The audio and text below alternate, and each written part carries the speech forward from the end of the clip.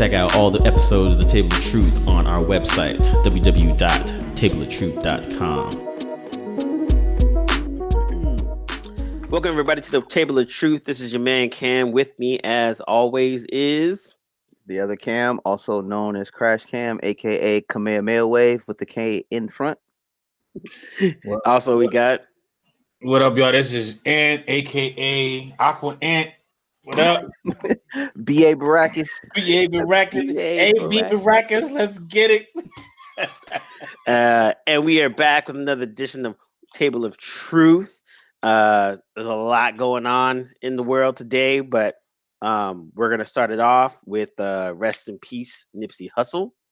He recently was killed this past weekend outside of his clothing store. And the moment that he was killed, the conspiracy theories were flying. And yeah, go ahead. No, I was just going to say, first and foremost, I don't want to overshine the other folks that get killed. Obviously people die every day, and it always seems to impact a lot of people because of a person's stature and place in society, whether it be music, sports, whatever industry that you may be in and you become famous in. The death hits a little bit harder. I think this particular murder death resonates with a lot of people is because Nipsey pretty much came from I wouldn't say rags to riches, but he grinded. He did it his own way. He came up. People who followed him knew that he came from like an unknown artist to really working with a lot of big heads, and he was just like, he literally just finally got his due a few years back, and people were starting to take notice. But the thing about Nipsey that I gravitated to is I would see these random interviews with this young kid that looked like he's Ethiopian or Eritrean, Eritrean brother that looked like Snoop, and he had the whole mannerism and stuff, but the way he spoke about certain subjects, he was like, I guess they were interviewing him one time and he was talking about colonialism, and then he was talking about liabilities, assets, and all this. And this is not a normal conversation that you hear from an up and coming young rapper who has gang affiliated ties. Now, fast forward, Nipsey, was all about the community, all about knowledge, dropping quote unquote gems to the youth and bringing stuff back to his people. Hence, he had a clothing store back in the hood, and the whole story behind that is him and his brother opened a clothing store. Somehow, something happened where his brother got incarcerated for a few years, but when his brother came out, he wanted to open a clothing store back on the same block for his neighborhood. And he basically, Nipsey was like, "You sure? Because we're doing this music thing." He's like, "Nah, I want to keep it here." So they put their money together. They opened up a store, and it became really successful. Dope. And the thing about Nipsey was, like I said, he really was about community uplifting, building, giving back. And he was a true Los Angelino, a diehard Laker fan. Like, there's an image of him which is hilarious when the whole Rondo Chris Paul incident. It looked like Nipsey was ready to square for the team. Like, he really stood up. You know how you kind of pull your pants up, like it was cracking. Like, Nipsey looked like that dude. And for those who followed Nipsey, I know a lot of people maybe outside of California that are really not into the LA scene or the SoCal scene may not know who Nipsey is really. But he was a really dope artist. He's one of the few artists I listened to. Like, I grew up in Compton, so when DJ Quick and the gang was talking about him, I gave him my ear, and he was dope. He wasn't your typical LA gang banging rapper. He really was spitting stuff. He had the little trap music and whatnot, this stuff with YG and among other artists and stuff. But he really was a really talented MC and a talented individual, and a really good, from what I could tell, a really good human being. So to have his murder, the way it went down, I was really in shock. Like, that was crazy. It was just wild. I never would have thought. And I've seen him obviously get into a fisticuffs here and there. He's had his little run-ins with drama, but I don't think, like, at the end of the day, I don't think he can walk around LA and no one would mess with him. Not because of his gang ties, but just because of the person who he was. Yeah, kind of became more of a pillar of the community too. I think that's one thing that was interesting, because he was actually one of the ones that was working with other nonprofits and startups to like bring like STEM type attention to like the hood, and also invest in the community in terms of just like he was supposed to sit down with the LAPD and have a conversation about the treatment of just Black people, blah blah blah. So like he was making those moves. He also get a really big he gave a lot of talks, but he kept reinforcing the fact of ownership of your own music, like starting your own label, doing all the publishing, all that kind of stuff, and it's having the longer aspect of your music, so not just like, yo, get signed and keep it happening. So like I noticed him from that aspect of it, where he was doing a lot of the entrepreneurial shit, which was dope, and then he had solid music on top of that, but he was also from the hood, so he still kept putting stuff into the hood. So I think in that aspect it was really, really dope, because there's a lot of people that do stuff for their neighborhood, but he was one that was like constantly, especially on a positive end, would keep it would keep coming, his name would keep coming up. Like he was do stuff that was tangible and stuff that was very, that you could see it. And then for a lot of people that are from the hood, they need to see it, as opposed to the stuff people that do that's more quiet, like, oh, I give money here and I give money there. But he was like, no, I'm actually going to start a business, hire local folks, try to get some stuff, like, and really put the effort into it. So it's a statement, plus he's actually giving in. So I thought that was pretty dope. Yeah. He also was trying to build I don't know if you mentioned that, I might not heard it, but he was trying to build a housing for low income families. Like, it's crazy. He's really trying to make a real difference. Yeah. He was doing stuff that most people do in Africa. Yeah. What really bugged me out, it was how you die from somebody you know. And I was watching the surveillance video of it, and he literally did not know that was coming. Like, you don't think your friend after an argument would come back and just pop you in the head, like execution style. It's just, for all the good things this man does, just within a snap of his finger, he's dead by a friend and another black man. And You know what? I don't mean to cut you off, but man, the thing is, man, I saw the video surveillance too, and from what I heard, if people are not aware, basically the alleged murderer in question, Eric Holder, who was just arrested today in Bellflower, basically Nipsey and I guess the people around the area knew that this dude was a known informant, snitch, but he was also a hitter. And for those who don't know what a hitter is, it's somebody that goes out and they're really about that action with gunplay, right? But he's a weak individual, because from what I heard and read, Nipsey didn't want this guy associated in the area of his store around him, because he's a known informant. You know how the street the street code of ethics is, you can't be around us if you're a snitch or an informant for the authorities, right? And he didn't want him around, and he talked bad to him. He probably embarrassed him, and the dude probably got butthurt, and he went back and got his gun, and he shot Nipsey and others. He shot Nipsey 6 times, shot him in the head, and kicked him. So and then he left. And then what I'm also hearing is that something about the getaway driver was a woman, and she was like, I didn't know. I don't know. That's hard to believe, but who knows? Maybe because he did come back and get his gun. So who knows? She was from what I heard, she was like, I was wondering why we were coming up here. She didn't know what was going on, allegedly. So I don't know what's the situation with her. But dude was apprehended today, because I literally thought that street justice was about, like, that dude. Well, let me backtrack a little bit. There was a video of a dude on Facebook Live claiming to murder Nipsey, and it was the most asinine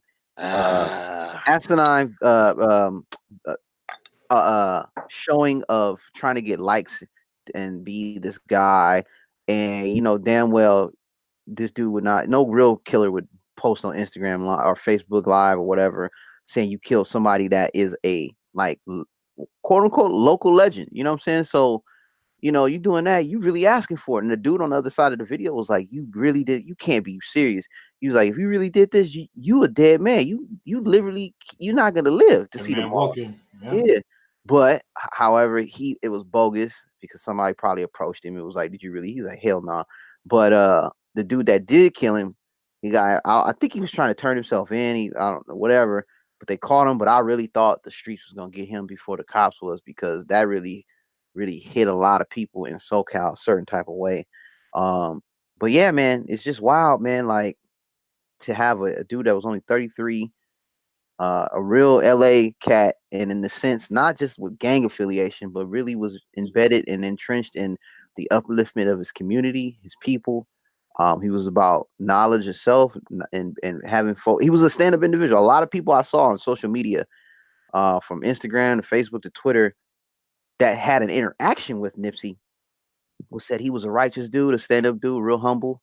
He wasn't really one of those I'm bigger than thou type selves, and I've heard nothing but good things. I haven't seen any negative things about Nipsey, and if it is people that are supporters of Nipsey, they come correct and fact check those dudes or those certain persons or individuals that try to speak bad on him because they probably didn't know him. Yeah, ugh, that sucks. I think also interesting too is like now with those said conspiracy theories, because he was making a documentary on Dr. Sebi, who was known as a holistic healer, and had passed away has passed away in 2016 under supposedly pneumonia, but the hood conspiracy theories were saying that the government got him because he cured AIDS, and pharmaceutical companies, and like the conspiracies get fast and wild. And one thing that Nipsey was actually working on was a documentary about some of the cases that he had back in the 80s and all that kind of stuff. And so it is interesting because whether Nipsey Hussle was killed by, this alleged dude, or whether it was a conspiracy or whether it wasn't, it's interesting that people kind of want there to be a conspiracy, because then it makes his death not be meaningless, if you want to put it that way. Or if it's like on some hood shit, it kind of just confirms what everyone automatically assumed, or another person getting taken by the hood that shouldn't have. But if there's a larger conspiracy, then it's like, okay, well, his death didn't actually meant something because he was like about to expose the truth or blah, blah, blah, blah. Well, yeah, go ahead, Ant. Go ahead. I just think that was just a coincidence, man. I don't tie that into why he died. It just, again, he happened to be talking about somebody who was known for theories of curing AIDS, but I think that had nothing to do with nothing. I mean, yeah, I don't buy none of that. If anything, it made it bigger. You know what I mean? Like the legacy of Dr. Sebi. Because now people who didn't know about him, I know Cam was like, he didn't hear about him. He heard about him, but he didn't know of him. So it kind of made you do your research. So if that was their goal, it kind of backfired, Mm-hmm. This is but, true. I think it is a coincidence, but at the same time, like, I always feel there's two sides to a story. And I'm not saying this is one of those two sides, but I always go into something like with both ears up. You know what I mean? I can't automatically say, no, this is the same government that did this Tuskegee syphilis experiment. So I'm not saying this particular instant, but it's always good to be aware. I think people ran with this though. They took it to another level. I mean, let's just take a step back and just remind ourselves, Jesse Smollett. We don't know how that went down, and so we got to just be not quick to judge. But I will say this: Black people love a good conspiracy theory. My people do love that. And look, like I said, I didn't know who. I'd heard the name before pop up from time to time with affiliations for the Left Eye and other prominent artists, and then the whole connection of people that tried to bring his holistic teachings to the light, right? Light ended up dying. It's really weird. It was really a stretch for this connection to come out. You know what I'm saying? Because people was like, "Well, he was about to come out with Dr. Sebi documentary." I was like, "Okay, you can YouTube his name, you can Google his name, and stuff pops up about the information. So the information's out there, the content's out there. If they really wanted to silence this dude, that's just my opinion on it and my thoughts. That like I don't think him coming out with a documentary." Because people was like, "Oh, he's gonna." The pharmaceutical game is a big game. Yeah, it is. You know what I'm saying? And they said Dr. Sebi had a cure for AIDS, and I was like, I don't know. I don't know. You know what I'm saying? However, I'm not disregarding his holistic approach, because I've taken some holistic approach, and I think some of it works. Whether it be Dr. Sebi, is it Sebi or Sebi? Sebi, I think it is. Sebi. Okay, Dr. Sebi.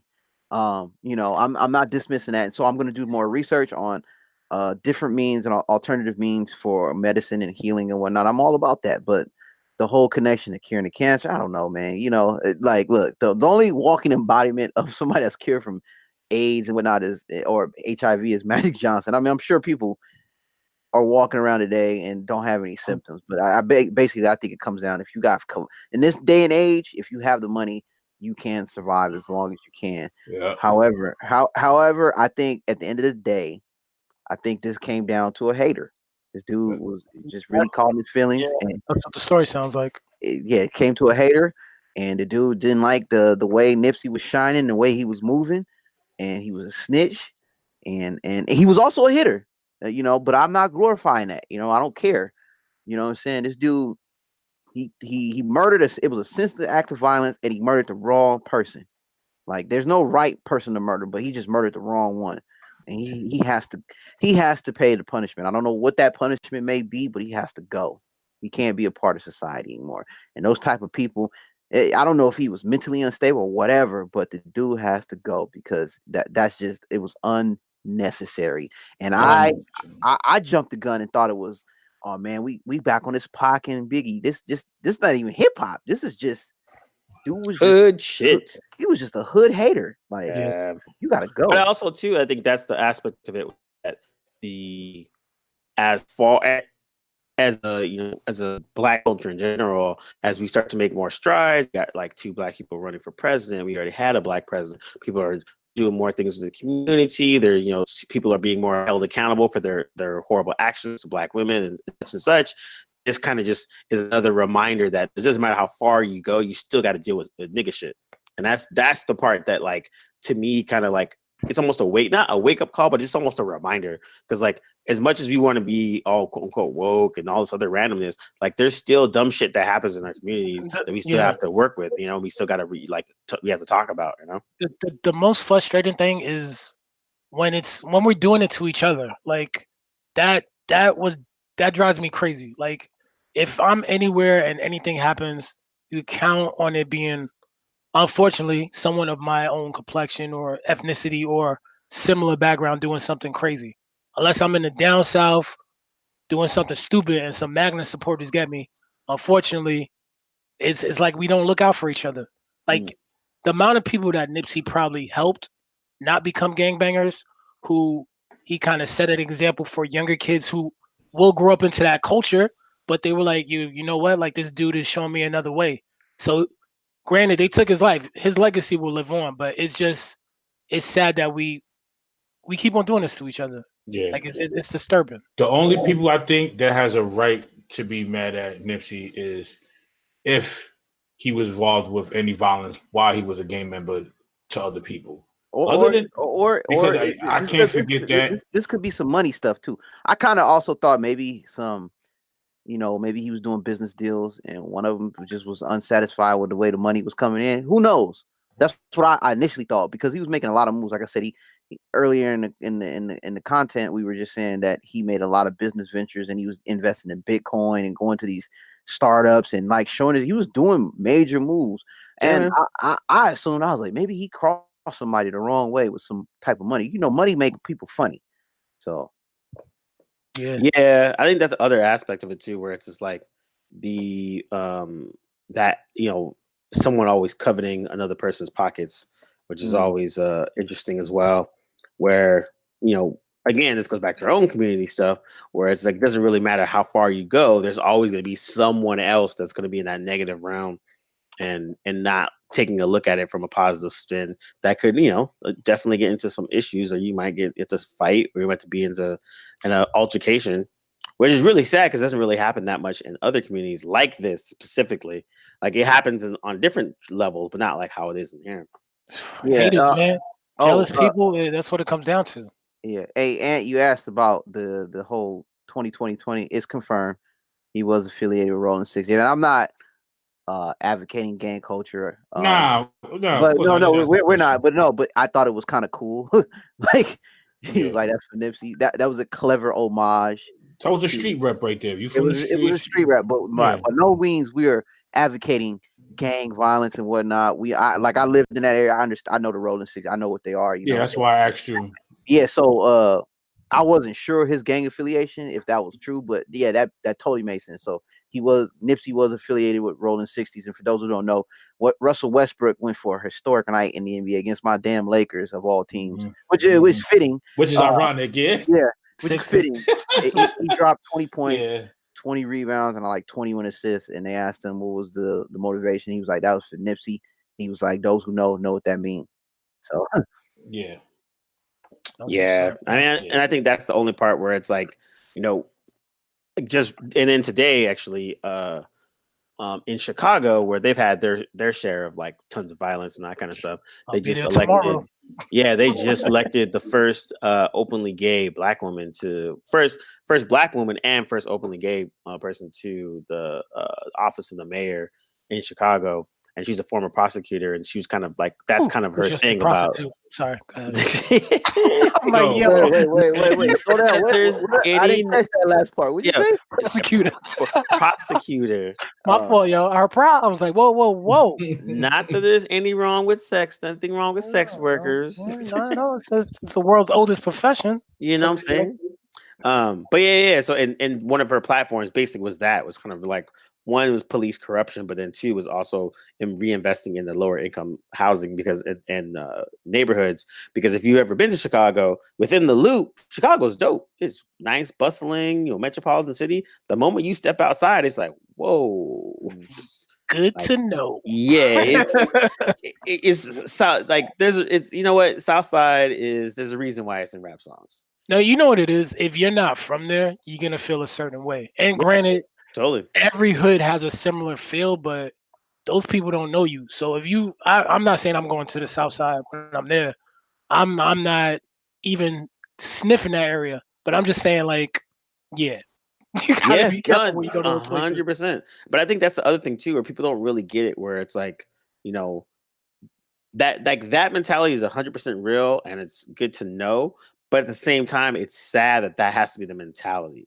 So it's like, and it's, again, there's a part of it that makes sense. Like, you're going into a neighborhood that you might not know. You might ask someone, hey, what's going on? Just so you know the lay of the land. But then also it is sad that, you are going to somewhere else that you might not be from. And there's an object of either physicality or violence that might happen.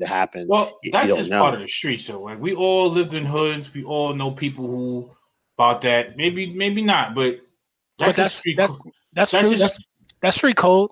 That's is street code. Right? And do you think is it right? I'm gonna put it to you this way: it's only right if you try to infiltrate somebody else's hood with your demands and means. This is how I'm gonna roll. There's certain things in the streets you just gotta have respect for, and you can't break that. And I guarantee that's never gonna change. Oh, I agree with that. But I'm saying if you literally roll up to a certain neighborhood and you're not doing anything wrong. You gonna hit an AO. Yo, D, when I went to Oakland 5-6 years ago to meet a chick, I didn't know nobody out there. People, hey, you bugging? You out there by yourself in Oakland? I'm like, yo, but I know how to fit in. I'm not gonna be out there like, yo, Bronx all day, baby. Holla at me. Like, I'll be strung in the, like, I like you. Some if you don't know about the streets, you shouldn't be in the streets. That's definitely true. But also too, it gets back to the point of why does it have to be like that? And then so it's like if we as a culture are gonna kind of get quote unquote improve and get better, then we have to get to a better place on that. And I think that's the other aspect of it. Okay, Cam, look at it this way: is the streets form of unity in a certain respect? True. Yeah. I mean, how though? Like, because how many times you can say, yo, I'm safe on my block? That's your block. We're saying as a unit, as in like I go to another city. You're not going to be welcome. Not immediately, you know what I mean? And not saying you should be. Well, put it this way. If you go to New York, make sure you go to Times Square. Don't go down to East New York. Of course. Yeah. True. So you should know where you're going anyway. Yeah, nobody telling you go to Soundview. Yeah, exactly. I tell people all the time, I'm like, yo, if you've heard it in a rap song, you do not need to go there. Yeah. So no Soundview. Don't come with your little digital camera taking pictures. You're gonna have a picture of two guys staring at you in that picture too.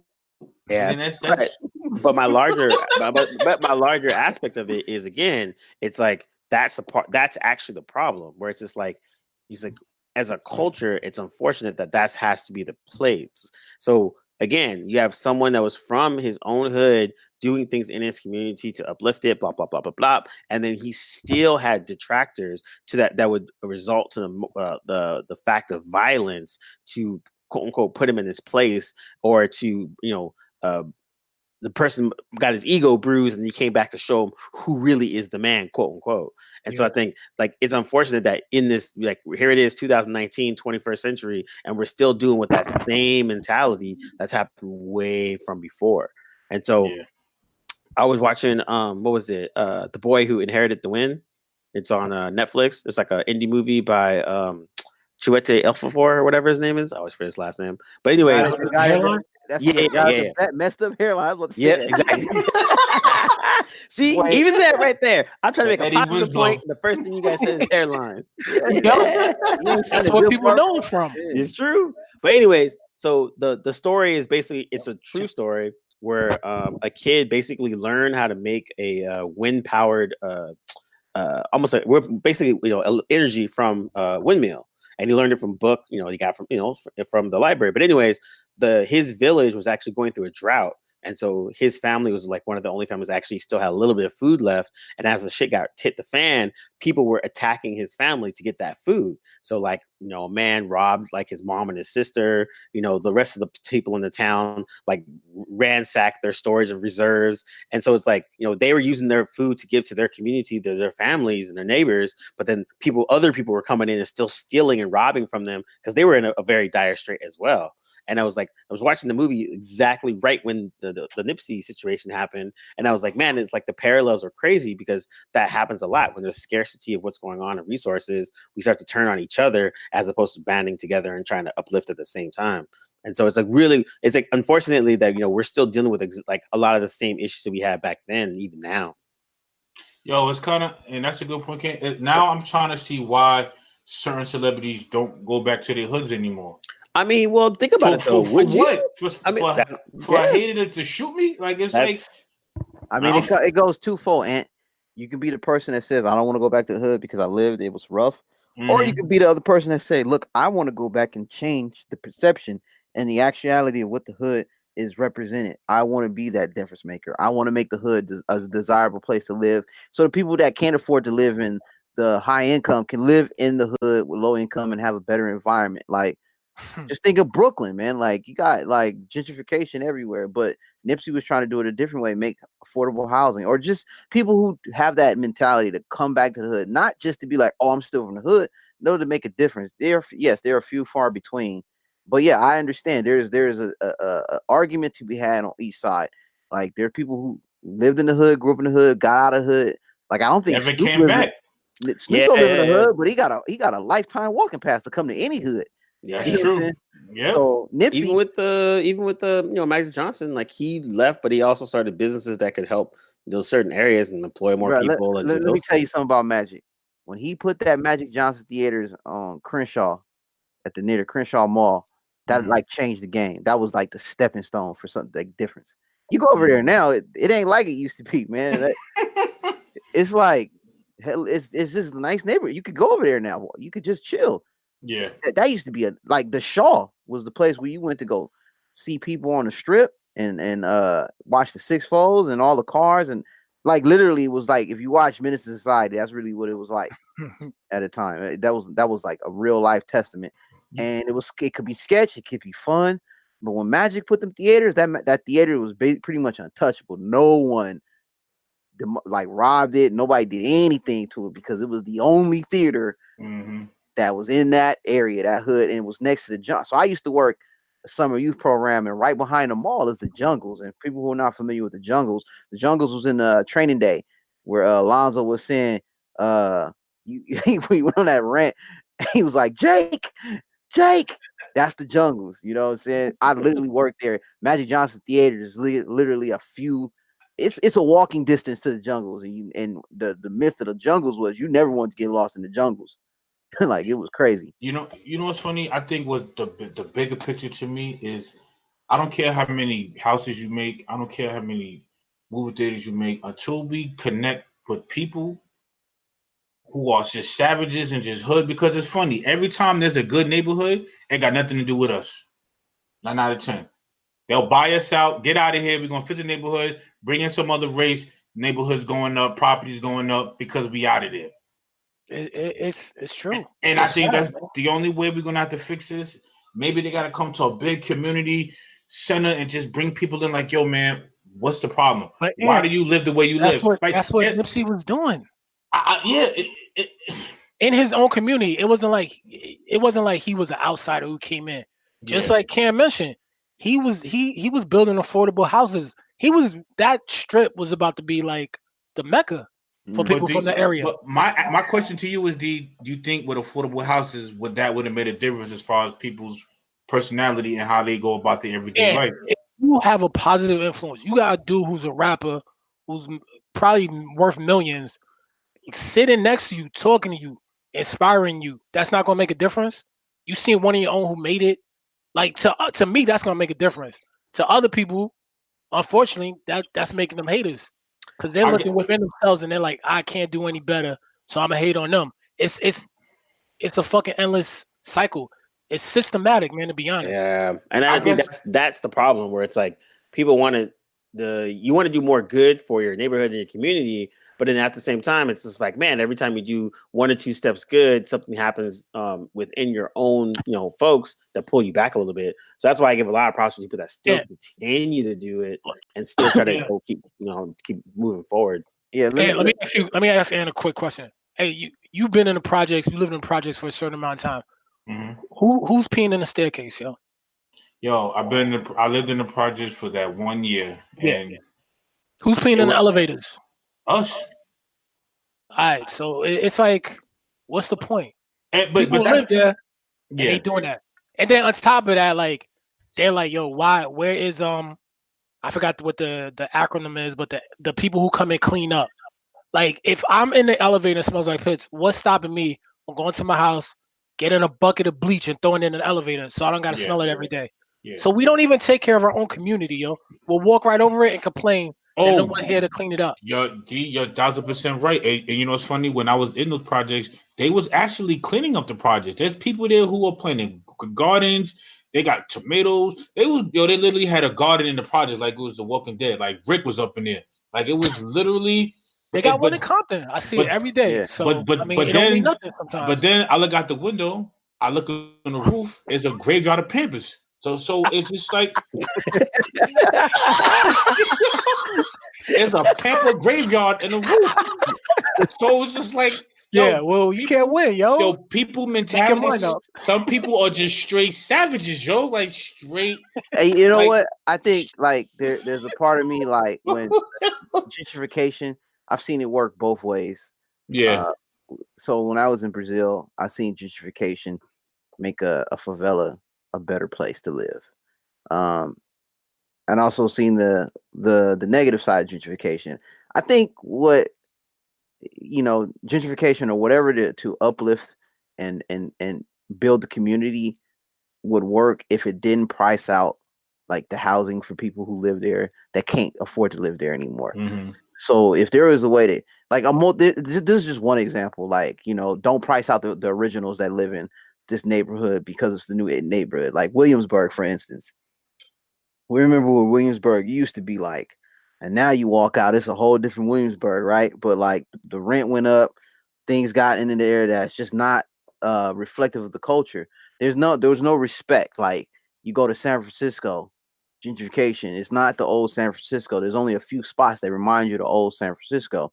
So like with that said, you have to respect the people of there. Like that's why we had our I was about to say bake sale Betty, but barbecue Betty's, because they come over there and they don't know the history, the culture, how things work. Yeah. So you don't go to like it's simple as this. I'm a Bronco fan and I'm going to a Raider game at Raider Stadium. I don't go over there disrespecting. I got to respect the turf first and understand. So when you come to a different area and you're not from it, you got to respect that. And also put effort and work into the community to help the community, because you guys got to all live there. Mm-hmm. But I'm a segue real quick. I want to say this real quick piece about Nipsey, and this is something I saw on Instagram, and it's this one dude I follow. I think he a Philly cat, but this is a story just kind of detailing what kind of person Nipsey was. He said, and I quote, the administrator of this page and myself were at a Reasonable Doubt 21st anniversary at the Revolve building, where we were leaning against the wall, and suddenly a door smacks him from behind, and he realizes he's leaning on the door. It's Nipsey Hussle and Lauren London walking out of the door. Unbeknownst to him, he was leaning on the door. Nipsey turned to him and said, "Sorry about that, young brother." In the era where most fuckboy rappers think they are too important to apologize to a random citizen or a stranger or someone not of their stature, Nipsey took 10 seconds to formally greet a man whom he accidentally bumped into. That little altercation was 100% proof, and all we needed to know that Nipsey was an authentic stand-up individual. Not his gang relations, not how great his hands were, or how much money or women he had. It was the fact that he let us know what type of man he was. Months later, we went to his marathon store in Crenshaw, Slauson. We were checking the place out. It was clean, well run, and his family was there. His father and his brother. His brother had a shitload of chains on, and his father was politely welcoming us into his territory. We each brought clothes there, and they told us to make sure we come back. They thanked us for the support. We walked outside Crenshaw and Slauson. This man was assassinated, and it was nothing but a peaceful vibe. Irregardless of all the brothers who talk about Crenshaw, Slauson, or any other hoods in LA in fear because they let the white media manipulate them to being spooked by their own people, blacks and Hispanics, it was a peaceful environment. People showed love. It was no bullshit, and Nipsey was a hometown hero of Los Angeles. No way. Well, then he goes off and said, "No way did some random dude come up and shoot him. No way did the hood do this." Which I said, I don't think this was a gang thing. I think it was just something personal, you know. Yeah.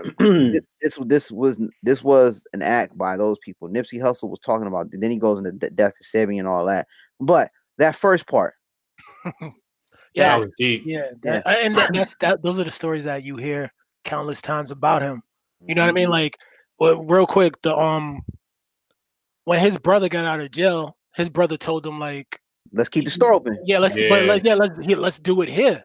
Because he's like, "Yo, you sure?" And he's like, "Yeah, let's build in our own community." So it's stuff like that where it's just like your own community took you out, man. People in your own neighborhood, and that goes back to what Em was asking. Is just like I see why some people are just like, "Nah, I'm not going back, yo," because you got people who they're not happy for you, unfortunately.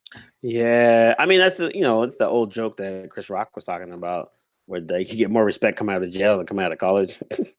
Yeah, but also too, it goes back to that longer aspect where it's like, if we could go down the history of the systematic, stuff that happened to us and blah blah blah blah. But it is unfortunate that as you start to do more positive things and you start to affect things around you, there's still a level of mistrust and jealousy that comes with that, and then that could lead to being things that start to come with violence and all that kind of stuff. And I think that's the aspect of it that really sucks, because it's like, it doesn't, for every Obama case, there's still a dude that wants to kill Nipsey Hussle on the street corner of Crenshaw and Slauson. And so it's like we have that dynamic, that wide spectrum to deal with, as opposed to where everyone's like, all right, well, if Nipsey could do it, that means I can do it too, as opposed to, if he could do it, he thinks he's better than me because blah, blah, blah, blah, blah. Yeah.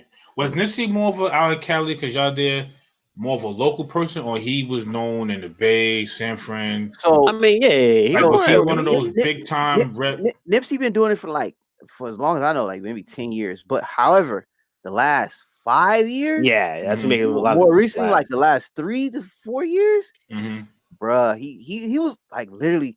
The Bay noticed his name. I saw 2 shows. I went to 2 Nipsey shows out in Oakland. Mm-hmm. And DJ Quick put me onto him. I mentioned earlier the game. I seen him. He did stuff with YG. He made trap music. He made hood music, but he also had like music. He was listening to the Game. Game is a West Coast rapper. He's not your typical gangster rapper because he got bars. He can flow. He got skills. Nipsey was on the same height. He could freely flow. He had skills.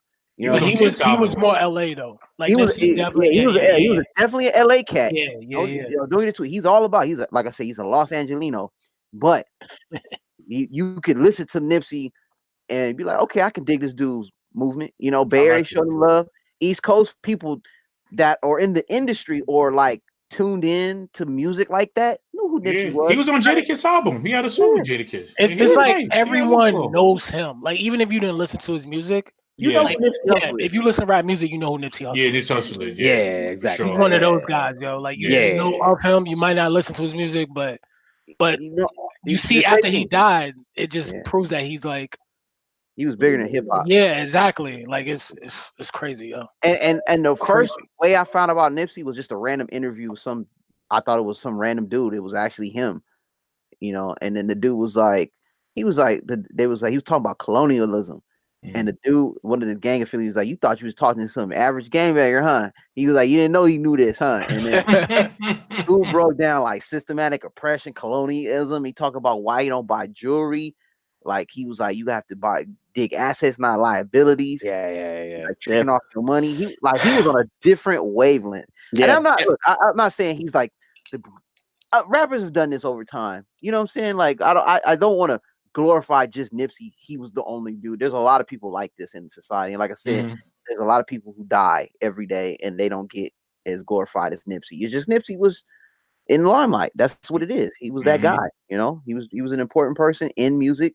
He did it a certain way, and he, like I said, he brought it back to the community, and a lot of people he touched before he left, you know. So yeah, and I think that is the aspect of it where it's like, you know, I'm part of like a Black comics creator Facebook group, and it's super interesting to see it because it still has the same buy my mixtape mentality where like there's a lot of shitty work there, like just bad art, horrible concepts. It's not. It's just really disheartening. But then again, there's a couple that are really dope, and if it's dope, then I'll go to the Kickstarter, put my money in, go support and that kind of stuff. And because I just got to a good point when I was at the Comic-Con, I think it was 2017, and I was like, man, I don't really like look for Black creators, and so let me start to pay attention and start to talk to people and interact and stuff. And then again, some of it was kind of weak, but then other stuff was really good, and stuff that was really good, I was like, yo, I want to listen and talk to, connect with people and stuff like that. And I think the same with the Nipsey Hussle, where he was actually starting to connect more with other people in the industry on that same wavelength of like, yo, I'm trying to do more stuff in the community. I want to do more tech stuff, blah, blah, blah, blah. Big Sean's doing some entrepreneurial stuff in Chicago as well. So is Nas. Nas has his VC fund that he runs up in New York. So it's like when showing these like different paths that rappers can take, as opposed to just getting the big house and the chain and the all that kind of stuff, and showing actual tangible things. Because again, unfortunately in our community, having a dope car and a big house is a sign of wealth, as opposed to in other cultures where like that's part of it, but there's way more. And I think that's the parts that Nipsey Hussle was actually getting at. That's what Nas is slowly starting to get to. Big Sean, all these other smaller, younger artists are like, okay, owning my own masters and be able to do whatever I want will not put me in the situation that say like De La Soul's in right now, which kind of sucks. Master P was on it too. Yeah, Master P as well. Like he was, he is Diddy as well. Like those ones. Yeah. But at the same time, with those same stories, there's always the ones of the shadiness and the 360 deals and all that kind of stuff. So, but I think there's more people starting to research and learn and start to do things on their own and stuff, and then start to support this local their communities and everything else. So I think that's the part that's going to be interesting too, to see, is Nipsey's death going to help the larger thing as people start to like take more ownership of their music and start those businesses and work together and that kind of stuff. Yeah, the sad part to me is I think he was just, like I said, he was just touching the surface, and we didn't get a chance to see that. And yeah. That's the really sad part. Of all the things he's done, I don't think he touched nothing yet. Like it was just getting started. Yeah, and I think that's the part that's the most interesting. And I think, and unfortunately, in our culture, we are still chasing that Malcolm Martin figure, whether it's a rapper, whether it's whatever, but we're still trying to chase that one figure that people can kind of get behind and all kind of go in the same realm.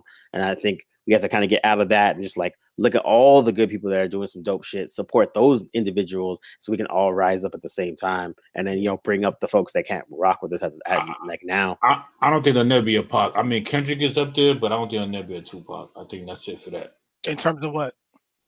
Impact on that level. Like that dude could literally run for governor, man, and he'll make it. Like I think people who listen to Tupac's voice was so powerful. I don't think nobody could gravitate to that yet. Not yet. He's one of a kind. But then also too, do we even need it? I mean, that's my other aspect of it too, where it's like, shit. What we talking now? Yeah.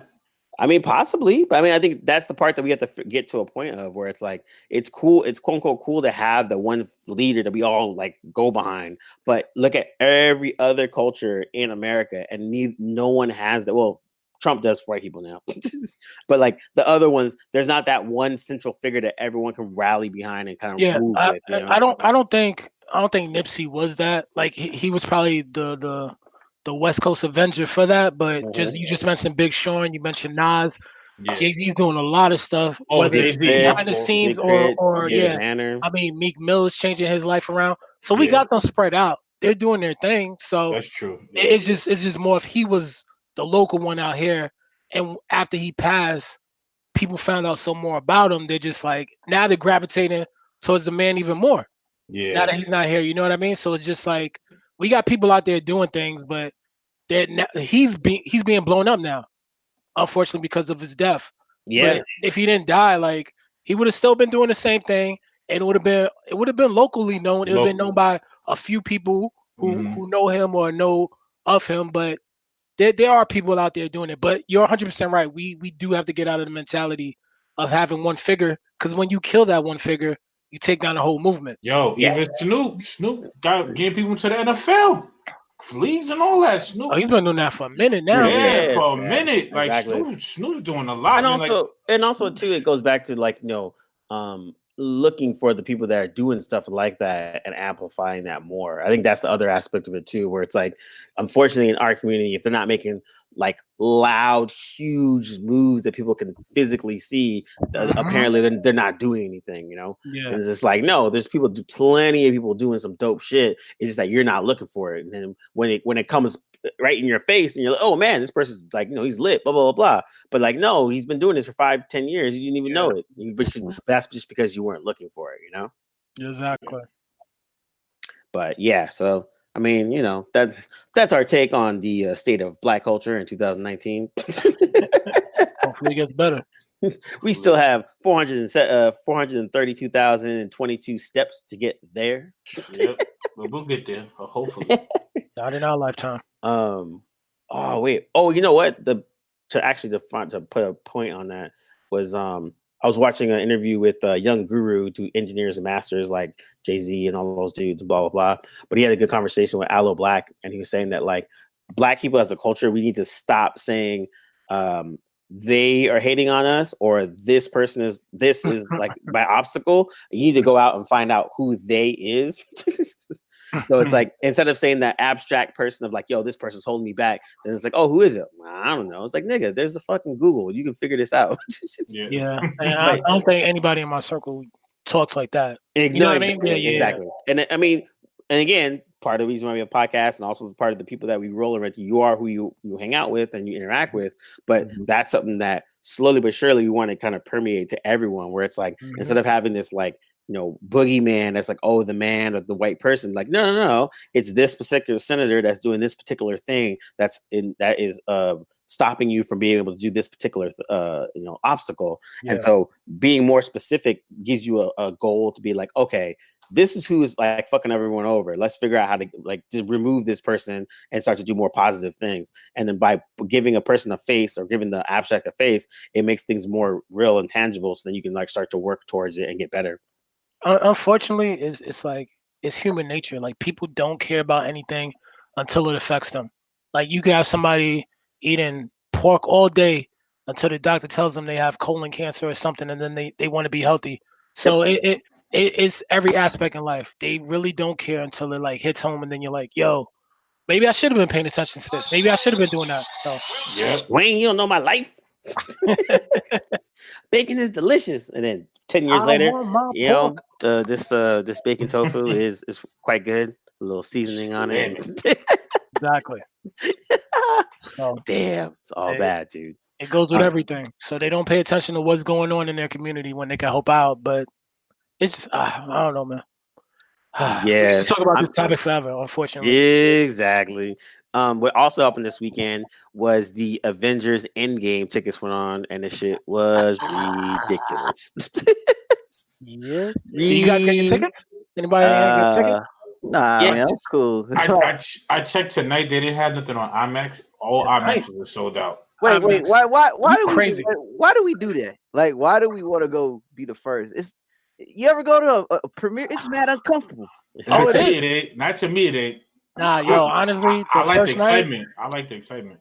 I don't want people clapping sometimes, man. Yeah, I just want silence, man. Yeah, I kind of want to hear what they're saying. I don't want to see somebody come out do a backflip and they pan the camera up and they hear woo. But also Yo, too though, it's also the experience though. 'Cause Yo, I when mean, we like saw say for Phantom instance, Menace, my fault, Kim. no, it's also the experience because like when say for we'll use Black Panther as an example, like going to Black Panther within those first 3 days was an experience. Whether you like the movie or not, you could definitely say it was an experience. And I was like, you don't really get that too much anymore. And so like I think someone was talking about what's the difference between Netflix and the movie theaters because Netflix is taking over and shit.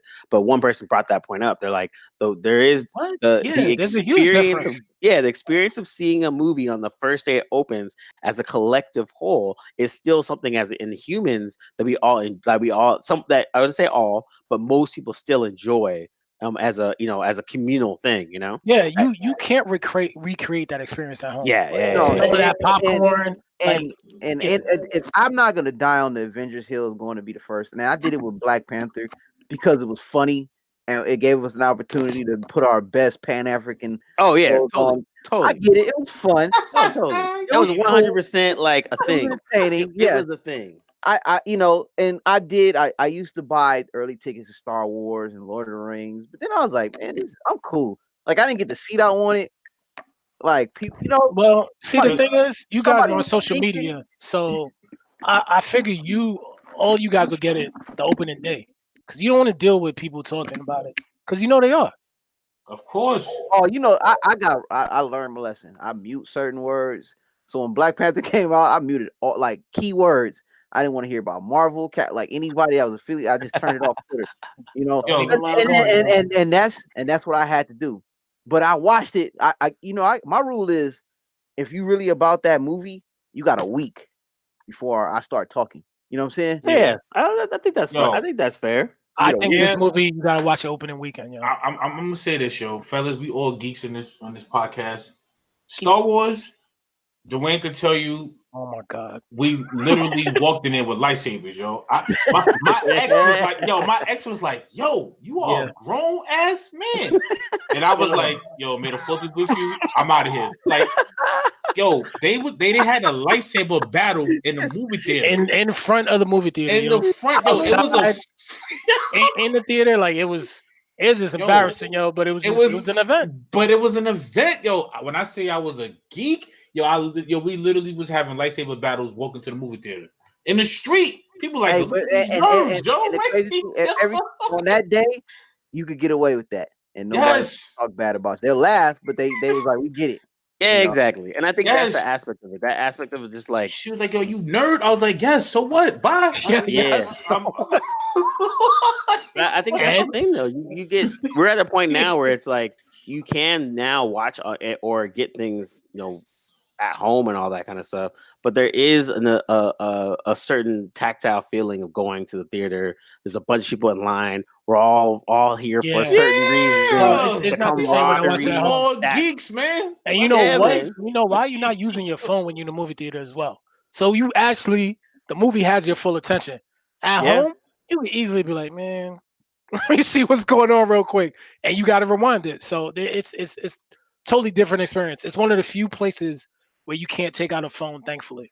Yo, you could be yourself. You could be yourself on opening weekend. You could, because you don't have to front like you got to be cool. Yo, if you a fan, come in there with your Captain America shirt on.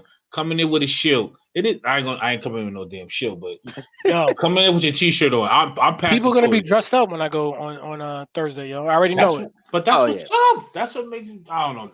That's cool. Can you imagine me coming in looking like Black Gandalf? Oh man! Actually, what you doing here? Yes.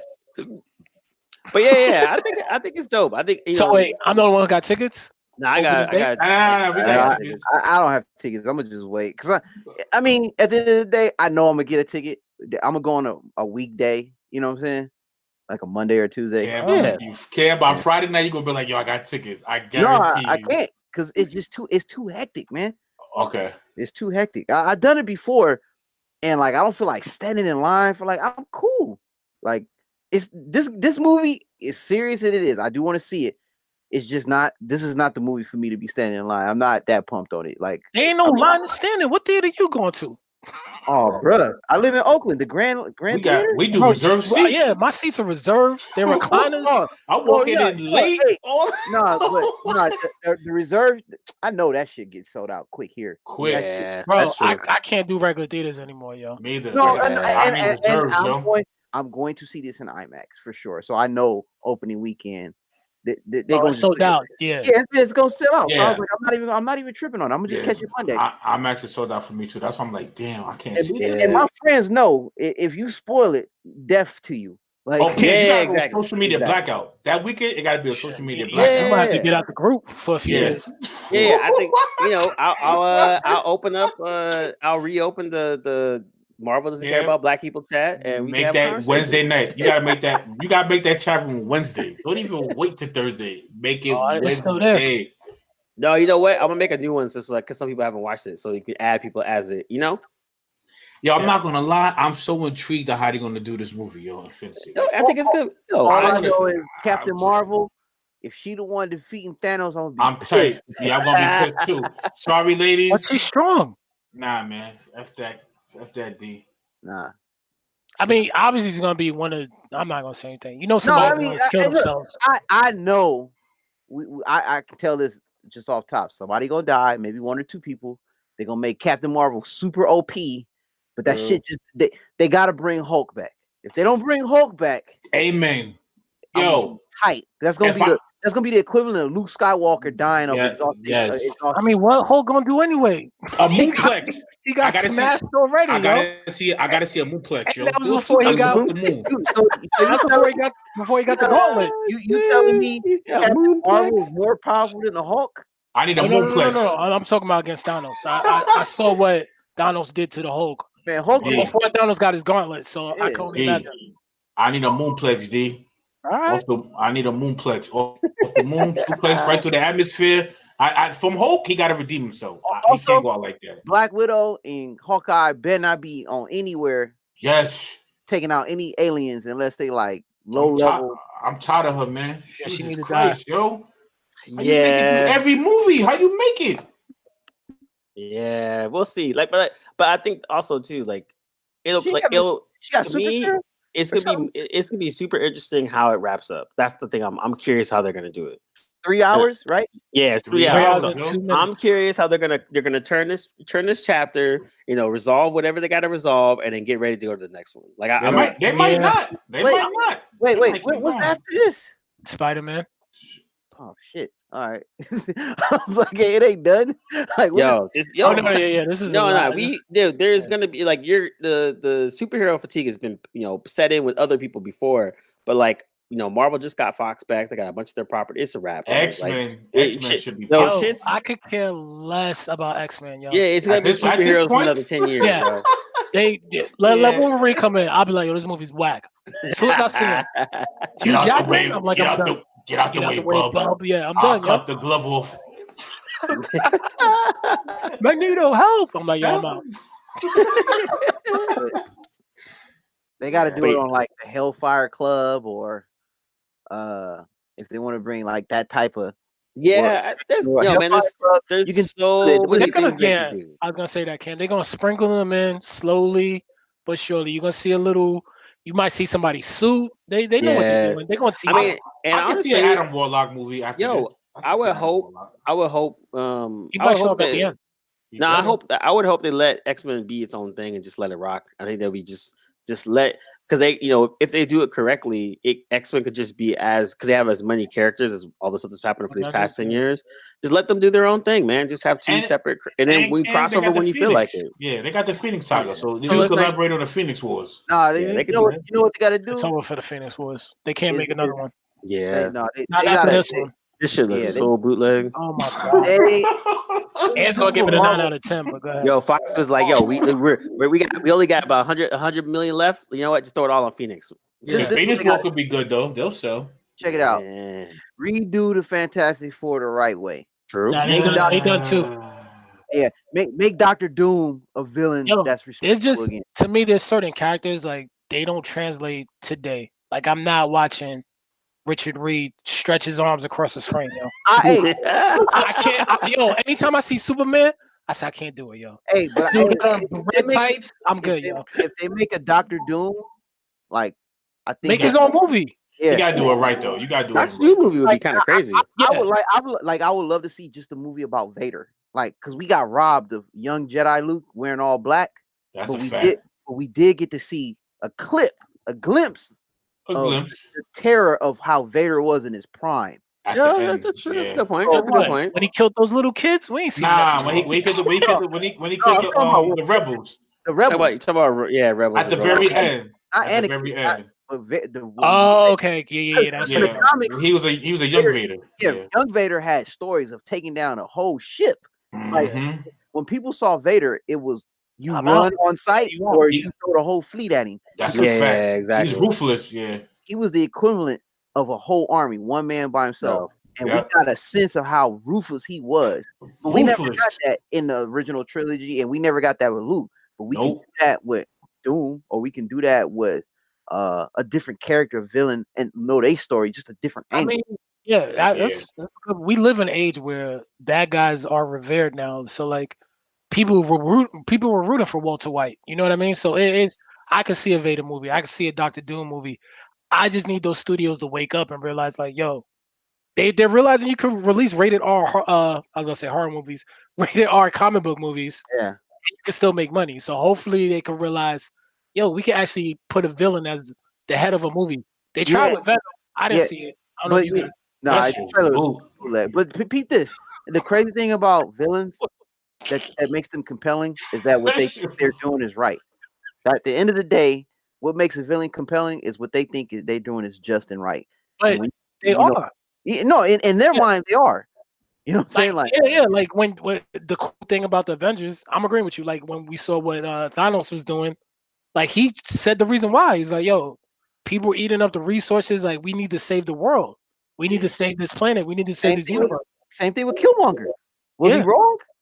I think we'll get you. I think you'll get your answer D when Joker comes out. I think that'll be rated R. I I'm think not watching that either. I'm done. I'm not watching a for dude. real. You're not gonna watch Joker?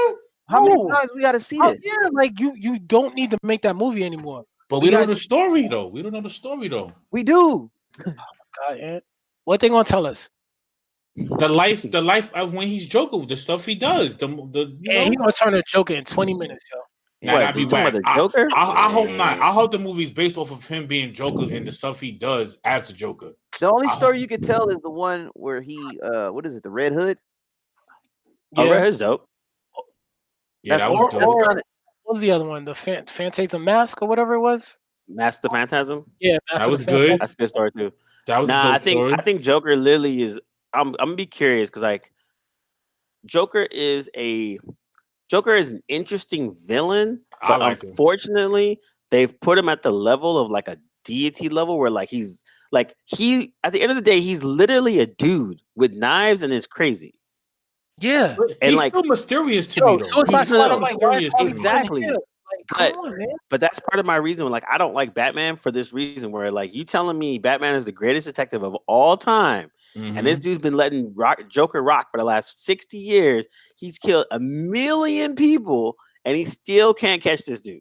maybe that's a smart of Joker. Give him his respect. True. Okay. That's definitely that's something. But at the end of the day, and like now, I'm curious about this Joker movie because I'm wondering where they're gonna go with it. Like, Me is it going to too. be, because the way they're portraying it is like he's not a super villain, quote unquote. He's just a dude that's kind of crazy, and then slowly but surely he gets crazier. Blah blah blah blah blah. So he's not really the Joker then, technically. Not yet. Well, yeah, not yet, but I guess this is his origin story. is it Yeah. do I care? No. Yeah, what I'm that's saying. another thing too. I'm good. I could wait for it I to- rather I'm than with talk about Ra's al Ghul. He's more Yeah. interesting than The the Joker? Joker. Yeah, you shoot. can watch that on straight to DVD right there, Cam. No, I'm just saying. But Dwayne, that's the Ghul. point I'm trying to make. I'm tired of the same old shit. Like, he presents no commercials. Ra's al cool. There's nothing. What other Batman story we can talk about? We can talk about Two-Face. We already know his Yeah. story. Yeah, I can't think that's the only bad. I think the bad thing about it is they're remaking.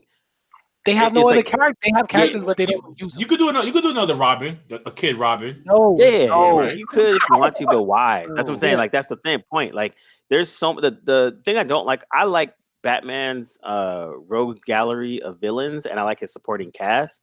But like, unfortunately, they keep telling the same Batman stories, and so it's like there's so many characters that are there. They're villains. They're actually super interesting. Like there's a whole so there's a plethora of stuff they could pull from, but they keep pulling from the same ones, and that's the part that gets. Batman, do the one where his mom is the Joker. They lived, and his dad is Batman. Oh, Thomas Wayne. Yeah. That's a crazy story. There's another story where that's a crazy story. And Bruce Wayne is the one that died.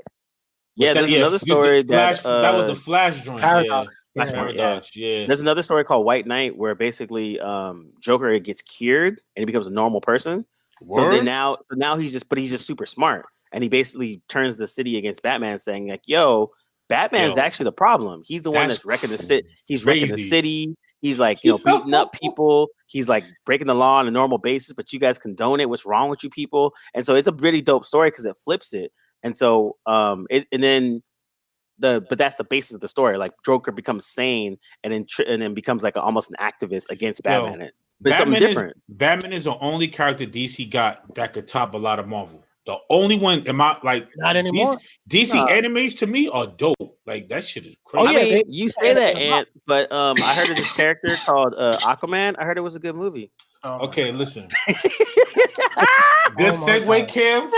F you for that. F you for that too. Hey, we still talking about DC. But listen, I can honestly say Aquaman is better than Ant-Man. Oh my God. Let him speak. Let me. I'm not giving it. It's better than Ant-Man to me. It's better than. It's Captain better Marvel. Than, Yep. Okay, I'm not gonna say it's better than Captain Marvel, but I don't like Captain Marvel.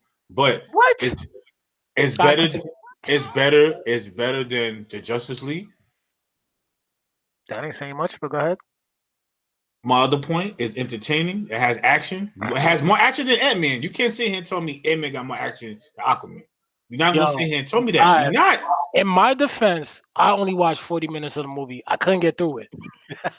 Yo, okay. When Cadillac from the Get Down was talking to his dad in the submarine, I told you, Ant, he triggered a bomb and he had a submarine missile on his lap.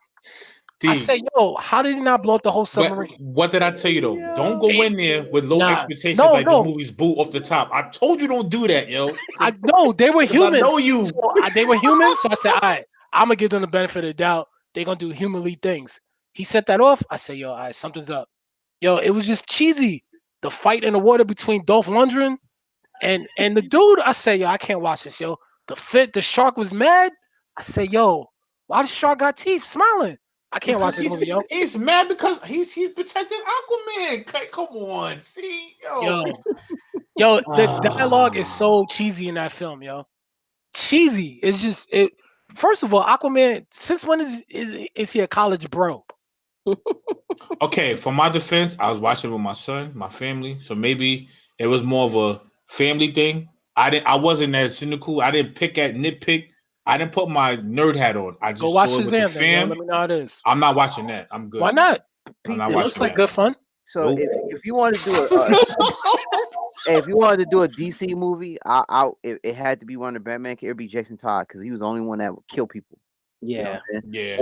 Or I would be in the Batman's son is crazy too. Or be in the world of Gotham and follow have it. He always a midget. Yeah, I know.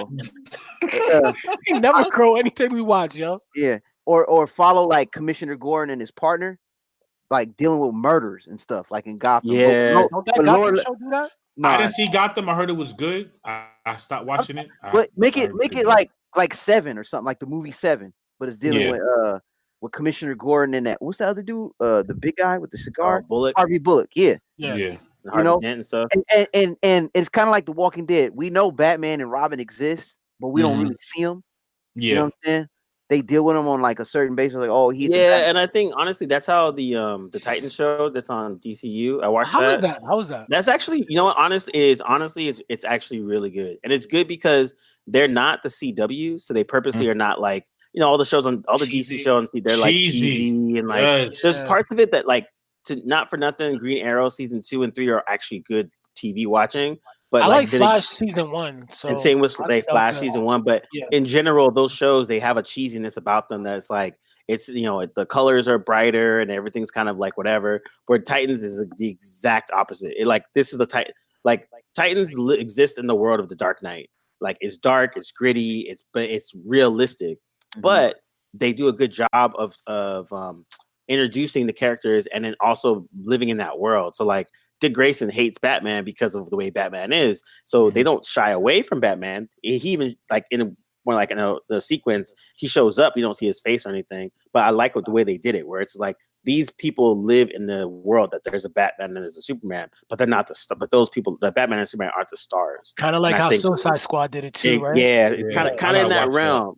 Yeah, and so like Doom Patrol is kind of the same in that realm, and I think those two shows shows glimpses of what DC could probably do and do better. I think what they're going to do with that DCU, which I think is pretty smart, is like they're not really hanging it on Batman and Superman, but they're not shying away from it. So it's kind of like they live in that same world. And so like to that effect, Jason Todd shows up in Titans and he's the exact opposite of Dick Grayson. Dick Grayson's methodical, he's smart, he's a little apprehensive. Jason Todd's the exact opposite. He's having fun, he's Robin, it's a fucking dope thing to be Robin. Batman's the greatest, I can do whatever the fuck I want. And they show that contrast, which makes it kind of cool.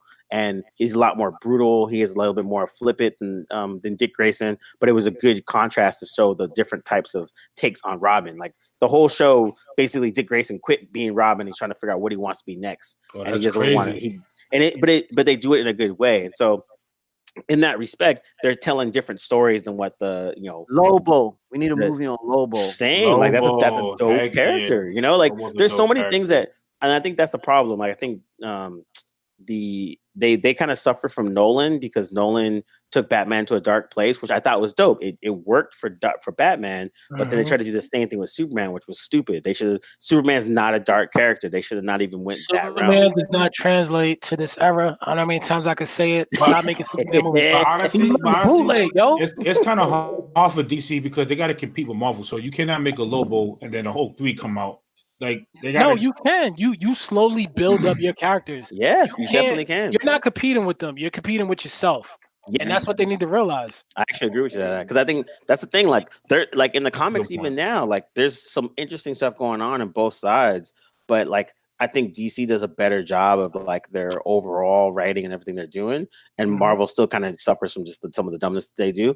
But in general, like they're just two separate places with two separate characters, and I think that's what messed them up. They were trying to be like, okay, we got to be the anti-Marvel, but like no, just be the DC, and you guys will have a different type of vibe. And I think that's why the success of Aquaman was there because they're just like, all right, we get it that Aquaman's a freaking like a shitty kind of stupid character, but we're gonna make him cool and we're gonna make it entertaining, and then we're just gonna rock with that. And that's exactly what he's sold. They made a lot of money off that movie. Yeah, and like it's not a good movie, but it's entertaining, and that's like the best thing I can say about it. Ranked it a 9 out of 10, so that must be good. That was the hype. That was the hype. But I will say this though: DC makes good anime. Whoever's in charge of that field, or just do that. Just because we saw Spider-Verse, that was an animation. DC could make a full length, They sure can. And it can run that would have been dope in the theaters. Yeah, exactly. Yeah, all their animation is dope, dude. Like Marvel animation is fucking horrible. The only reason why Spider-Verse is good is because it's not Marvel; it's actually Sony,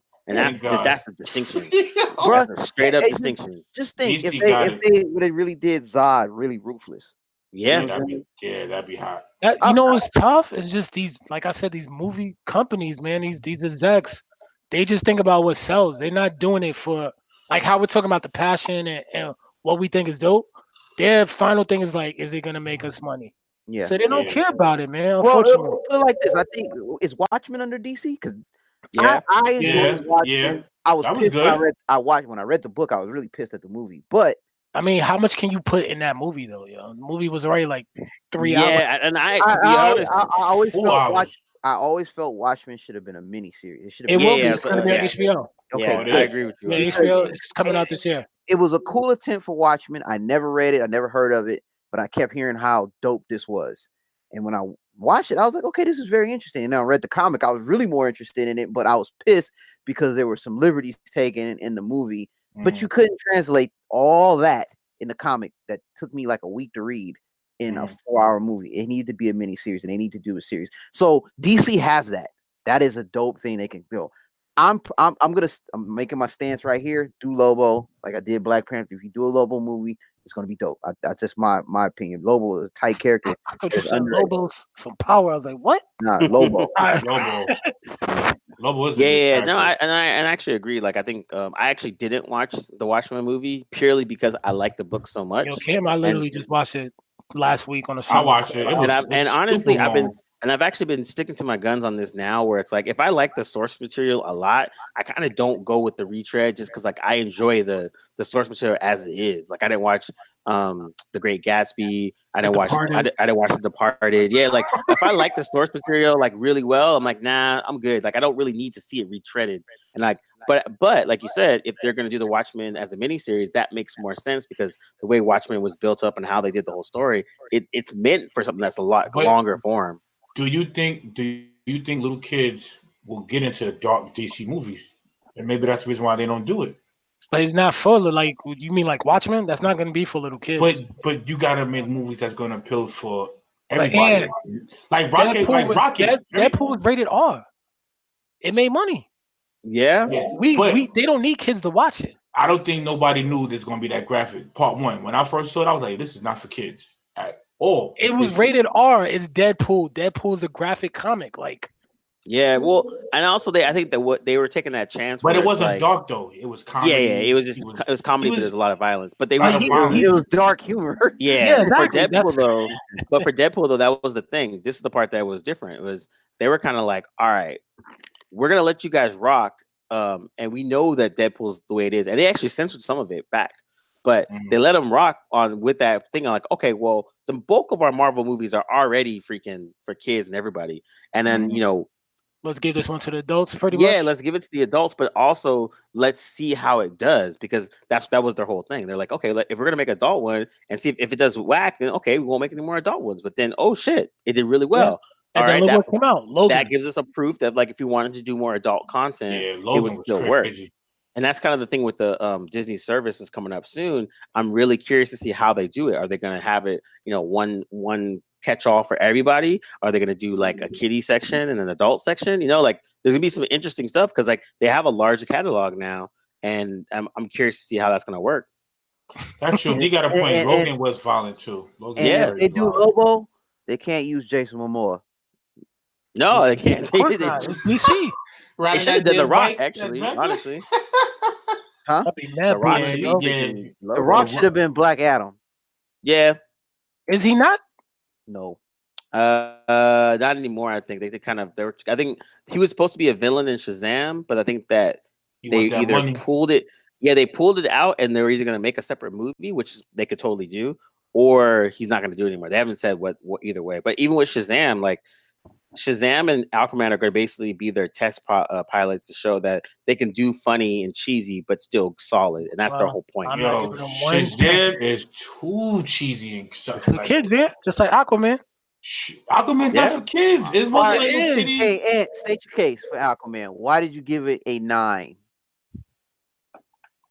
All right, it was late. I saw with my family. It was late. You sound like a Yelp reviewer. But I made that statement while the credits was going up, so I was fresh off the shit. That's the best time to know what somebody really feels. My son was jumping on the couch. Aquaman, hoo. I got caught in the morning. So being a 9, when you put it as a 9. Is that a 9? It's not a 9. Name your top 5. Before at the time. Oh my God! It went to a 7. No, Dwayne, hold on. Remember, Cam, we're not doing this. We don't set the record straight on wax. So your top 5 sounds like Aquaman is in it. Yeah, if you're going with that 9. That's blasphemy. I would not put top 5 in what Marvel comic book movies. Yeah. Is Aquaman top 10 for you? I could tell you what 5 movies is better than. No, I give you 10 movies. I could give you 10 movies. I could give you 10 movies that's not better than Aquaman in the comic book in your top 10? So is it a top 11? No, it's not. Cause you got all the Marvel got too many movies. No, I could tell by the trailer of the movie. I will put Aquaman. I will put Aquaman in my top 30. What? We even have 30 there's like movies? 22 come on, movies. man. Yeah, like There's 22 Marvel movies by itself. I put it around. I'm not doing that good. because I'm not doing. No, I can't do You that. know it's bootleg. Because I know, I'm not gonna put. But I will say this. Yeah, I'd rather it's watch better. Kick-Ass. I'd rather watch Sin City. It's better. It's better than Justice League. And you gave it a 9. And it's better than Ant-Man. Look, and if you say, "Hey, I enjoy Aquaman," but I gave it, enjoyed it. I made a mistake saying not because I enjoyed Black Panther, but it wasn't in my top 5. But no. See, you put in Black Panther with Aquaman. We're not doing that. You did that. 9. You gave it a 9. I messed up. But you serious, Cam? Cam, you dead serious? I'm writing this down as Ant Mea Culpa. Yo, I was corrected. I apologize. I was in a moment. I gave you. I had my son this morning to get your 9 right. And you did say that, Cam. You said I'm gonna give you 24 hours to get this right, and you said that, and I said, you know what? I'm bugging. I was with my son. He jumping on me. I was in a moment. So with the fam, I got carried away. By yourself, man. By who? Watch it again by yourself. I probably, you know what? I'm gonna watch it by myself. Not with no kids. Yep. And I'm a nitpick it. Like listen to Monta talk. Yo, I want my revenge. And look, and I haven't even watched the movie. I just watched the trailer, but I just knew this wasn't the movie. I tried to do it, yo. I told you, I put it on. Yeah. Yo, my girl started laughing. I said, "Damn." However, I have to follow my mantra. In order to be a hater, I have to be a willing for a hater. So I'm gonna watch it. Thank you. Just watch it, Kev. All the way. Don't nitpick it. Just watch it. I'm gonna go back to it, but no. Yep. And then you know what we'll do? We'll do a special Aquaman review. Yes. Everybody will have a say. We've all watched it, and now we can do it way later, just we can do all that. Thank you. Yeah. I'd rather watch Superman 3 than Aquaman, yo. Wow. That's the one with Richard Pryor? Richard Pryor? Wow. The levels of disrespect. Nah, I can't do that. Hey. When you said that was like Captain America, Avengers. I was bugging, Kim. I was bugging. Batman. I would put 9 out of 10. I got my son drunk me. I would just a 9 though. Do you like a 9 out of 20? Maybe. I was bugging. If you just said 7, I'd have been like, all right, cool, whatever. Yeah, it's above average. 9 is like 9 is on Star Wars level. That's on some other shit. Star Wars. For me to say a 9, I would say something like Spider-Man into the Spider-Verse. That was 9 out of 10 to me. Yeah, that was a 9 for me too. So I'm bugging. Yeah, I was in a moment. But with Cassie got 24 hours, I say, yo, they right. I'm bugging right now. That's why we had the Q in that Benny Siegel gift. Yeah. See, I know me. I would normally defend my statement to the dirt, but I couldn't do it on this one. I was like, I'm bugging. Hey, side note. We all watched the Umbrella Academy, right? Oh, nice. Fire. Okay. Fire. We in agreement. That was a good. And did any? I got renewed too today. Yeah. Did we watch True Detective? I watched it. Did anybody else watch it? I have not watched it yet. I did not watch it yet. All right, we can't really have a discussion on that then. Is it good? I'm gonna just ask you, is it good? It's worth watching. Yeah. Okay. Yeah. But if you like action, don't watch it then. So yeah. If you like Aquaman, don't watch it. There's some people in here that like X-Men, the first one, and that was the worst. No, you're right. That was hella slow and boring. Spider-Man 1 is not a good movie. Aquaman is better than X-Men. Aquaman is better than X-Men. Someone in this chat that we're talking us for. Not me. I know I like First Class. Oh yeah, you're right. None of us said that. I'm bugging. No, First Class is dope. Well, you know what? That's what we'll do. Everybody, next episode, go ahead and watch it. And Cam, you have to go watch Aquaman.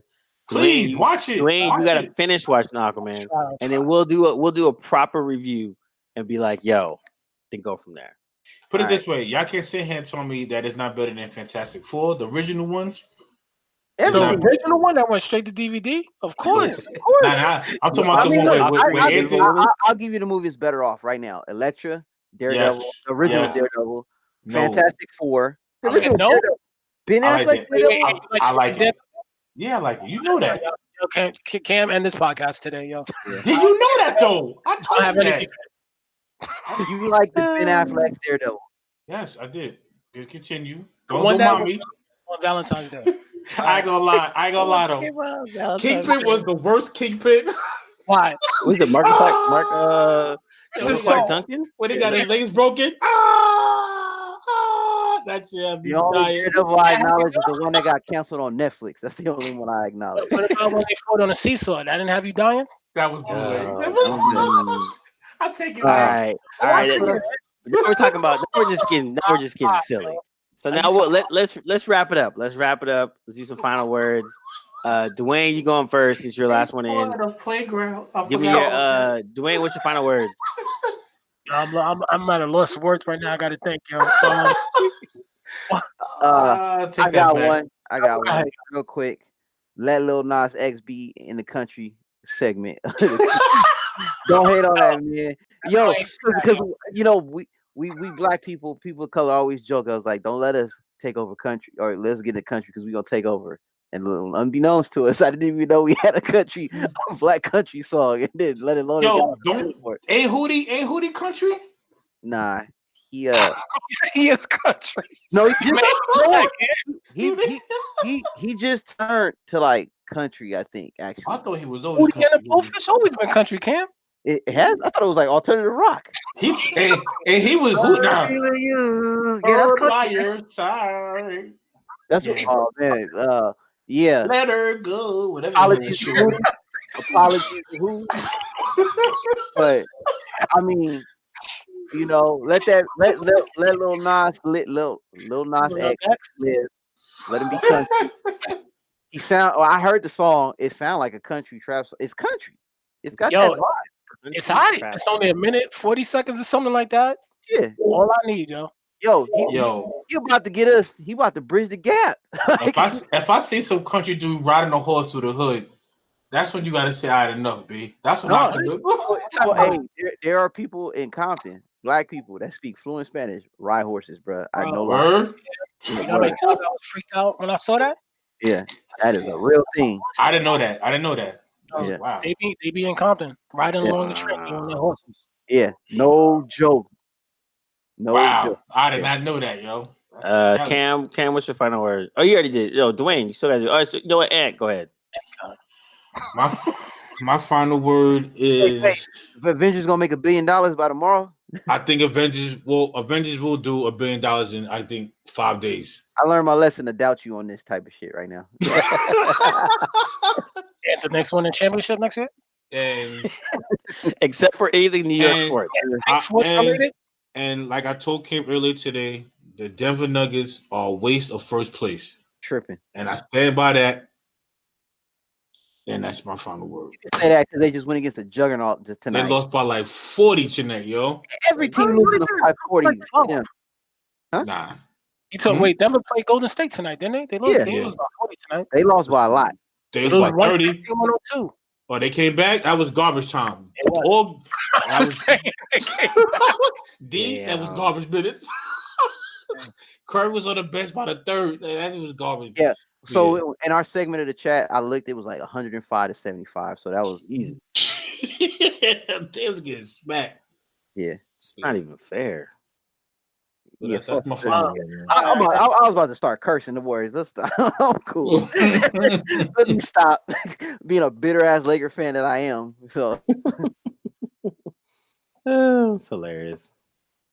I'm trying to think. Oh, my final word. My final word is Black businesses. We can always do better, and also lean on the people that you think are good and learn from them and do better with your business. Learn from them. But my final word. My final word is movie base. 2 weeks ago on a Friday, I saw that Netflix brought back Indiana Jones. So don't knock Indiana Jones. I want to say, you know what? Because I've gone back to movies that I don't remember as a child. Like I remember seeing it, but I don't remember it like verbatim. Mm-hmm. So I said, you know what? I know I haven't seen E.T. in a while, so I remember bits and pieces. Indiana Jones, the first one, the Raiders of the Lost Ark. I'm like, all right, let me turn this on. Within 10 minutes, I said, what were they releasing in the 80s, man? It did not hold up. Not that Hey, one. I challenge you to watch Big Trouble in Little China. Oh, that's a classic. That's a classic. Oh, That's I a classic. rewatched that. I That's watched a that classic. recently. It was cheesy watching it growing up. Indiana Jones, I took it as serious. I remember I'm like, okay, there's gonna be some Tomb Raider. He's about to do some stuff. Temple of Doom is still a classic. Is that the one where he pulled out the heart? Yes, Yeah, that's that's Temple of Doom. That's Temple of Doom. Dr. Jones, Shanti Day. That's my shit. Right? Yeah. Hey, the Lost Ark is the one where the Nazis, right? Yes. Yeah, I'll start melting. Hey, that shit's laugh though, cause dude melt and that claymation melt. Damn that is still one of the greatest. Claymation as a kid, you was like, oh shit, what really happened? Crusade is the best one though. Overall, Crusade is the best one. Oh, with his dad? Yeah, that was good. That's a classic. But yeah, I agree with that. hold up, man. Like, so sometimes it's not wise to go back and destroy your childhood. So I'm kind of skeptic of watching the rest of the Indiana Jones. I am gonna watch Crusade, but the Crusade still hold up. It does. Crusade holds up. I watch that at least once a year. I catch it on either TV or I just kind of gravitate to it and I watch it at least once. It's cool. Real talk, fellas. Speaking of hold up, I still saw Legend the other day. That movie still holds up to this day. You lying? Tom Cruise? That's a classic, yo. That Big D, Tim Curry's character is what's the one with Val Kilmer? Oh, that's Willow. Willow? That's a classic too. Shit. That's my shit. We ain't gonna knock Willow. Y'all bugging. Yo, Willow's dope, yo. Bad Mardigan? That's my dude right there, B. We're not gonna knock Willow. Tim Curry got the scariest demon I've ever seen. Oh, he still holds up. Yeah, I don't know who made that, yo. There's no costume better than Tim Curry's costume to this day. I can't even look at it. I think like Willow, Legend, Big Trouble in Little China. The reason why it holds up is because when you watched it, you knew it was goofy, and when you watch it now, you understand why it's goofy. I didn't know it was goofy when I was a kid. He exploded. I'm cool. I was a kid. Like he exploded, Raiden. That's goofy, yo. It's all good. Willow holds up right now. We watched Willow right now. It holds up. Tell you one thing, I'm not watching Crawler Beastmaster, so I'm not doing that. Especially Beastmaster. Yo, Beastmaster. Or Highlander too. I'm not watching no Highlander. Oh, Highlander series. Highlander was good. I don't watch Highlander. Highlander was tough. The first one was still pretty dope. First one was dope. Yeah, after that, I can't really. Okay, that's what they need to remake is the Highlander. Yeah, that's a fact. Yeah, they didn't remake Highlander. That one. Yeah. The like Highlander, the TV show, and like the movie. The first movie does. The second one, everything after is like, eh. Is that Christopher Lambert still alive? Yo, I haven't seen him since those movies. Yeah, Raiden. Oh yeah, Raiden. Hell yeah. That's the last time I see him. Yo, remember I Come in Peace? Oh my god. With Dolph Lundgren? Oh, what? Yo, I remember renting movies just because of the cover, yo. Like, yes. As soon as you watch it, like, yo. Cyborg still lives up to this day. Universal Soldier. Cyborg. They have Cyborg 2 on Amazon. Hey, Cyborg with that black dude with the braids. Yes, not the braids. Yeah, the Jerry curl. Yeah, he had braids. He had dreads. Does Gallow Walkers live up? Does it? Yo, Wesley, I was so bad with that scene. Hey, it's below the belt, Dwayne. Oh my god, yo. That's below the belt. That name. He had to pay rent on that one. He messed up. He just got out of jail. Yeah, he just came home. Let him live. Yeah, let him live, B. He needed a check. Did he read the script? Hey, no, that dude did not have braids. He just had like a slick ice tea type hair. USB extensions. Cyborg lives up to this day. Yeah, Cyborg 2 is on Amazon right now, starring Angelina Jolie. I've never seen it, but I always saw the cover and I was like, wait, why did this get made? Go on Amazon Prime right now. Put in Cyborg 2. It stars Angelina Jolie. I've never seen this movie before, but I seen the cover and I was like, I was baffled by it because I was like, when did this ever even get made? Hey, they have a Universal Soldier too, and I was really? Like, they do. With John White. What? They've been in the first one. That roundhouse was legendary. That super kick he did. Yeah, that was.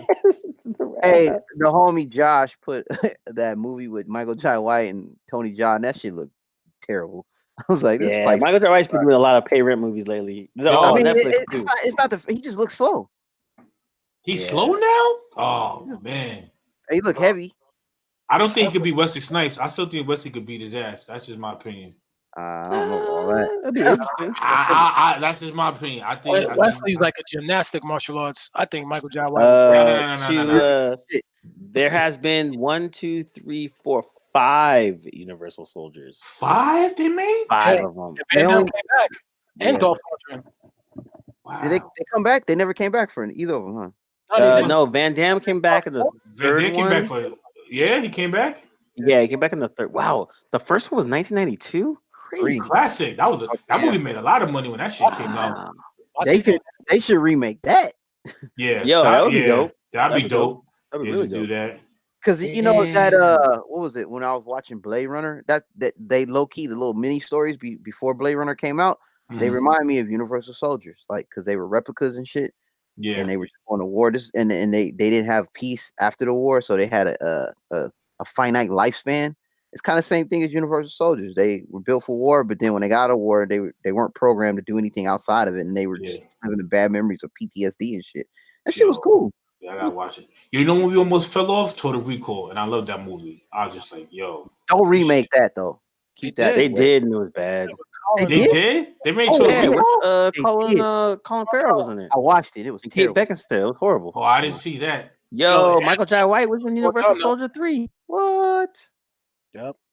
I didn't even know that. I'm looking this up now. They made a Total Recall? Hey, I almost watched Iron Eagle the other night, and I couldn't do it. I could do it. That's my shit. Iron Eagle 1? Woo! I couldn't do it. Doug Bass. Tabby. Yo, Michael J. White is in Universal Soldier 3. They must have paid him a lot of money for that. Nah, this is 1999, so this was on his.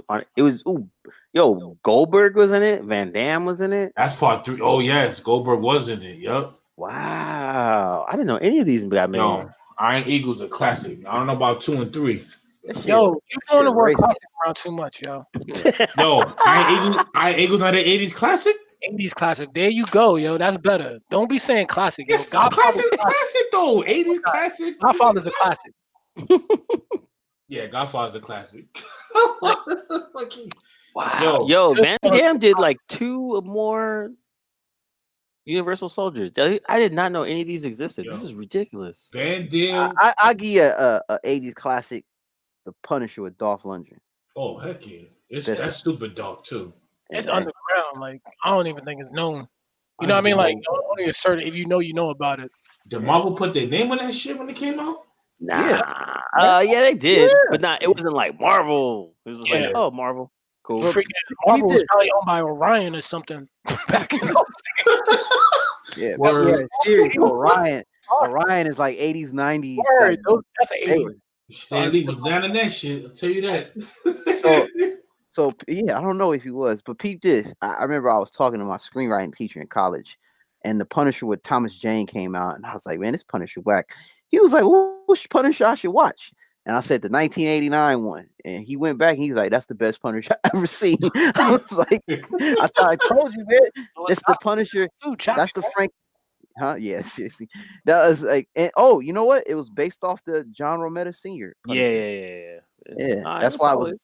That's why I was like, this is the Punisher character is the best Punisher in that movie. Yeah, the best violent one is the one that played Warzone. Oh, that shit was ridiculous. When he killed the freaking parkour dude with the rocket launcher, I was like, wow. Also, to follow up on my Universal Soldier, the 5th movie starred Van Damme and Dolph Lundgren. There we go. And it came out in 2012. Wow, Scott Adkins too. Atkins is like the new Van Damme the last like 5 years. And I bet you it was sold on DVD too, or whatever was how they doing it. I bet you it was sold. Yeah, Scott Adkins. I'm gonna mess around and watch all these. There's some dedicated fans, bro. Some dedicated fans, Joe. To make 5. I did not realize that they had this many Universal Soldiers. I mean they selling. Somebody's paying for this. Somebody's paying for it. Yep. He did 1, 2. Yo, Burt Reynolds is in 1 too. What? Burt Reynolds. That's Yo, what. this is so random, dude. What the hell did he play? He was a soldier. He's number 3. Hey, quick story on Burt Reynolds. He got old quick before he died. Yes, he did. He looked real old. I White feel people like age like milk. I know Boogie Nights was a long time ago, but he looked like he was in decent shape for his age. And then all of a sudden they showed a picture of Burt Reynolds. It looked like he just shriveled up. Yo, it like his mustache looked too heavy. It was just like, damn, Burt. Yo, Douglas still alive, yo. Right. Yo, I mean, Burt. Mustache is too heavy. Nah, Burt, rest in peace. Rest in peace. He was K-Slaying since the 70s, man. You say he was K-Slaying? K-Slaying? Burt was the player since the 70s. Yeah. Just some cannonball runs. Versus Cannonball Kid, yeah.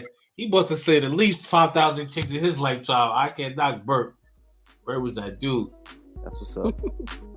Hilarious. All right, man. Let's finish this up. This is the Table of Truth, and we are out. Peace. Peace. You can listen and download to all of our episodes of the Table of Truth on iTunes. Just search the Table of Truth podcast.